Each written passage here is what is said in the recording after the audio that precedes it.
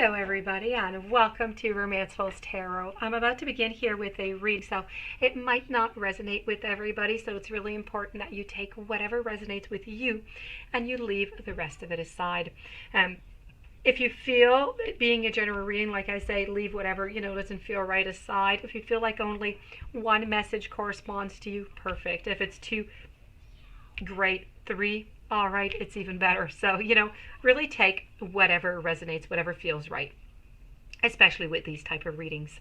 If ever you would like to have your own personal reading, please do contact me at romancefulltarot@gmail.com, and it will be my great pleasure to send you the different type of readings that I can offer you so we can go and find those answers that you're searching for. Also, if you have not yet subscribed to the channel, please do take a brief moment of your time to click the subscribe button to show your support to the channel and to myself. And it would be, I would be very grateful for it, and I do thank you in advance. So that being said, we're going to begin this reading here. I would like to mention that prior to recording the video, I have channeled your past loved ones for the beautiful sign of Cancer. So this reading is really dedicated to you because those are the channeled past loved ones that I have asked to come and give us some guidance, to come and give us some warnings on different aspects of your life, different issues, different blockages that you need to put a careful attention to. This is why it's warnings.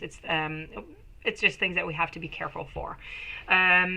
So these, I have 3 messages, and I'm going to finish it off after with an oracle card. So let's just begin. I'm going to flip these over, and let's go see what kind of messages your past loved ones have for you. We have grief, we have guilt, and we have some loneliness. So let's begin over here with the very first card here. Let's begin with grief. Your past loved ones understand that losing something or someone is an opportunity to simply appreciate it more. This is the way that they would like you to look at it. Nothing is gone forever. The belief that we have lost someone or something is merely an illusion to assist us in learning to appreciate our having had in the first place. The emotion of grief and the sense of loss are absolutely real. But that is really the point. The lesson of loss is not about the actual physical separation, because the parting is really temporary and it is illusory. But the point of the lesson is to acknowledge that the bonds of love never ever end, and that we have not been abandoned. Okay? They have not abandoned you. When you accept in your heart that you will be reunited with everything that and everyone that you have loved, it will give you the ability to move beyond your grief and derive something beneficial from the experience. To wallow in grief is to pass up the opportunity that you and your soul family have devised and learn nothing from it. Instead, you need to allow your grief to take you to a place of deeper understanding. This is your very first message coming from your past loved ones. And now we're going to move over to the following message, which is all about guilt.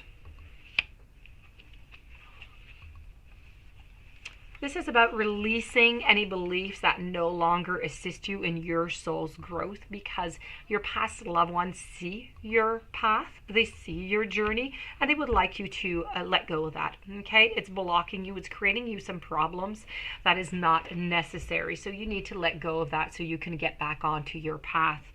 So the energy of fear has many guises to complicate your path to loving yourself, and guilt is the most devious because it is a wolf in a sheep's clothing. It is self-imposed emotion that pretends to be instructive and enlightening.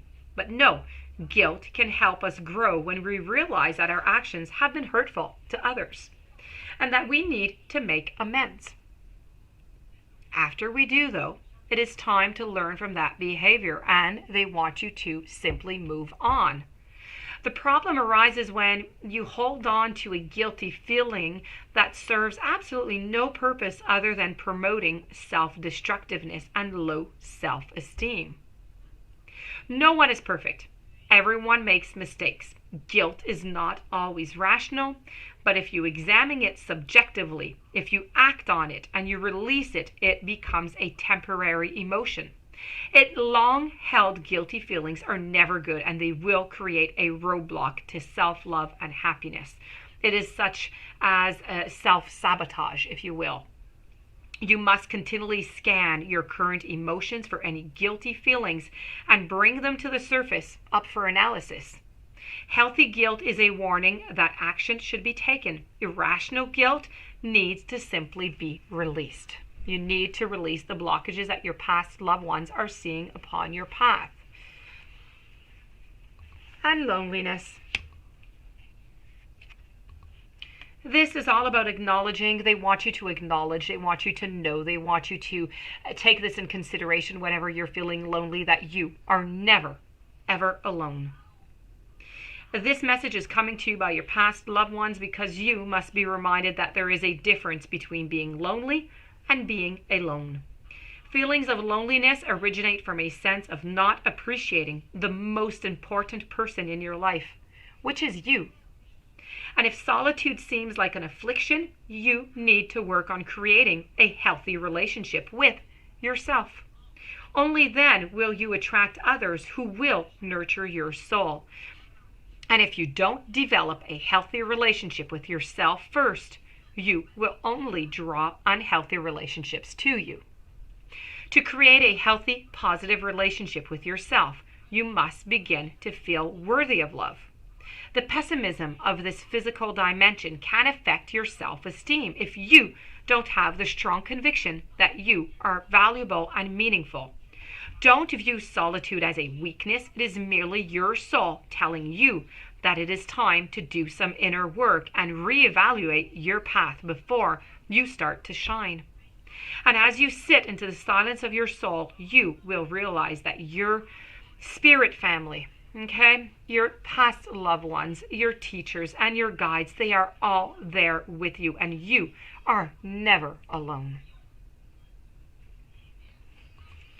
Moving on to my final message that I do have for you coming from the above is you are never alone. Feelings of separation and isolation are common. It is precisely these sensations that makes this dimension so appealing and at the same time so very frightening to your soul. It is appealing in the sense that great strides in your evolution can be achieved when you agree to incarnate here and participate in this schoolroom called Earth, while under the disguise of being alone. It is frightening in the sense that your soul's natural state is being at one with everything, and the thought of feeling alone is disconcerting. Your past loved ones want to reinforce to you that these feelings of separateness are real. They are supposed to feel real, but that the actual disconnection is really an illusion. You have always been, you are now, and you always will be the divine energy. And the only thing that has changed is that you have agreed to participate in this great adventure of the physical, knowing that you would not be consciously aware of still being at one with whole. The good news is that if you are holding this message, it probably means that you have reached a point on your earthly spiritual journey where you need to understand that your past loved ones, your guides, your teachers, your masters, your entire soul family are right next to you, and they are so proud of you for your realization that you are not alone and that they are there to help you whenever you need them. This, my dear friends, does conclude your reading with your past loved ones, with the warnings. If you do have any questions, please do contact me, or if you would like a reading. I hope you're able to connect. I hope you enjoyed the messages, and to try to apply them so you can remove those blockages, so you can have a journey that's a little bit more smoother. Sometimes just get back onto your journey's path.